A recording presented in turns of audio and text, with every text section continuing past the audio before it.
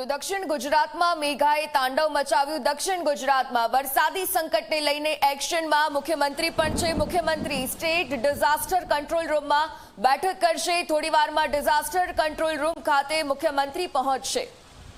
તો વરસાદની સમગ્ર સ્થિતિને પહોંચી વળવા માટે તંત્ર એક્શન મોડમાં છે। તમામ જગ્યાએ જે એલર્ટની સ્થિતિ પર રાખવામાં આવ્યા છે। ઉચ્ચ અધિકારીઓને પણ કંટ્રોલ રૂમ ન છોડવા માટેના આદેશ આપી દેવામાં આવ્યા। આ બધાની પરિસ્થિતિ વચ્ચે હવે વરસાદી સંકટને પહોંચી વળવા માટે મુખ્યમંત્રી પણ એક્શનમાં છે। મુખ્યમંત્રી સ્ટેટ ડિઝાસ્ટર કંટ્રોલ રૂમમાં બેઠક કરશે। થોડીક જ વારમાં મુખ્યમંત્રી ખુદ ડિઝાસ્ટર કંટ્રોલ રૂમ ખાતે પહોંચી જશે અને આ તમામ વરસાદની સ્થિતિને લઈને કઈ રીતે પહોંચી વળશે આ તમામ બાબતો વિશે વિગતે જાણકારી લઈએ। સંવાદદાતા હિતલ પારેખ ફોન લાઈન પર જોડાયા છે।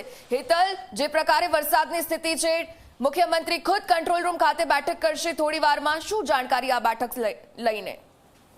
જી ઉર્મિલા, ચોક્કસ એવું કહી શકાય કે રાજ્યના મુખ્યમંત્રી ભૂપેન્દ્ર પટેલ દ્વારા દક્ષિણ ગુજરાતની જે પ્રકારે વરસાદની સ્થિતિનું નિર્માણ થયું છે અને છેલ્લા 24 કલાકમાં ભારે વરસાદ પડ્યો છે તેના પરિપ્રેક્ષમાં તેઓ સ્ટેટ ડિઝાસ્ટર કંટ્રોલ રૂમ પહોંચીને સમગ્ર ગુજરાત અને ખાસ કરીને દક્ષિણ ગુજરાતની જે સ્થિતિ છે એની સમીક્ષા બેઠકો કરશે। ઉચ્ચ અધિકારીઓ, મુખ્ય સચિવથી માંડીને તમામ લોકો હાજર રહેશે। આ અગાઉ મુખ્યમંત્રીએ તાત્કાલિક અસરથી એવું કહી શકાય કે બે મંત્રી જે ખાસ કરીને વલસાડ, સુરત અને નવસારીમાં જે વરસાદ વધારે પડી રહ્યો છે તેના પરિપ્રેક્ષમાં નરેશ પટેલ કેબિનેટ મંત્રી અને નાયબ મુખ્યમંત્રી હર્ષ સંઘવીને ત્યાં જવા રવાના કરવાનો આદેશ કર્યો છે। સાથે સાથે સીધી રીતે જોવા જઈએ તો આઈએએસ અધિકારી અને પૂર્વ રાહત કમિશનર જે છે આલોક પાંડે અને રમ્યા મોહન, આ બંને આઈએએસ અધિકારીઓને પણ દક્ષિણ ગુજરાતમાં જવા રવાના કરવાનો આદેશ કરવામાં આવ્યો છે। આ ઉપરાંત સીધી રીતે જોવા જઈએ તો રાજ્યમાં જે જગ્યાએ